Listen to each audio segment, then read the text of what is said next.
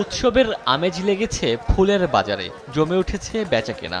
দম ফেলার ফুরসত নেই বিক্রেতাদের। থরে থরে সাজানো গোলাপ, গ্লাডিওলাস, জারবেরা, রজনীগন্ধা, চন্দ্রমল্লিকা সহ বিভিন্ন প্রজাতির ফুল। পহেলা ফাল্গুন, বিশ্ব ভালোবাসা দিবস ও ২১শে ফেব্রুয়ারি উপলক্ষে যশোরের গদখালির ফুলের হাটে ক্রেতা বিক্রেতাদের ভিড়। হাঁকডাকে চলছে দরদাম।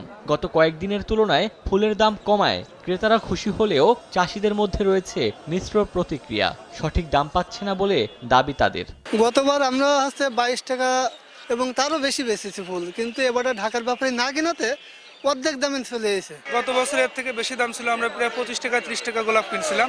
এবার আমরা সেটা 12 টাকা 14 টাকার মধ্যে কিনতে পারতেছি। জারবারা বিক্রি হয়েছে আমার 14 থেকে 16 টাকা, আর গ্যালো ডিলাক্স নিয়ে আসছিলাম, গ্যালো ডিলাক্স আমার বিক্রি হয়েছে 7 থেকে 9 টাকার ভিতরে। গত বছর তো 25-30 টাকা আমরা পাইছিলাম, কিন্তু এবছর তো সেই টার্গেটটা আমাদের বেশি গেছে। অন্যান্য বছরের তুলনায় এবছর দামটা একটু কম। এদিকে আমদানি বেড়ে যাওয়ায় ফুলের দাম কমেছে বলে জানিয়েছে গদখালি ফুল চাষি ও ব্যবসায়ী সমিতি। বাজারে ফুলের আমদানি এবছর একটু বেশি তুলনামূলক, যার কারণে দামটা কম। বিশেষ করে গরম, কারণ হঠাৎ গরম পড়াতে ফুল ফুটতেছে বেশি, যার কারণে ফুলের আমদানি বেশি।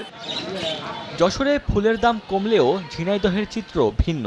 3 দিবসকে কেন্দ্র করে জেলার সবচেয়ে বড় পাইকারি ফুলের বাজার গান্নায় গাঁদা ফুল প্রতি ঝুড়ি বিক্রি হচ্ছে প্রকারভেদে 250 থেকে 350 টাকা, গোলাপ প্রতি পিস 15 থেকে 18, জারবেরা 5 থেকে 60 টাকা। আগের চেয়ে আজকে একটু ভালো। 21শে ফেব্রুয়ারিতে আশা করছি যে ফুলের বাজার আরো একটু ভালো হবে। কৃষি বিভাগের তথ্য মতে ঝিনাইদহে 212 হেক্টর জমিতে এবছর ফুলের আবাদ হয়েছে, আর যশোরে ফুল চাষ হয়েছে প্রায় 600 হেক্টর জমিতে।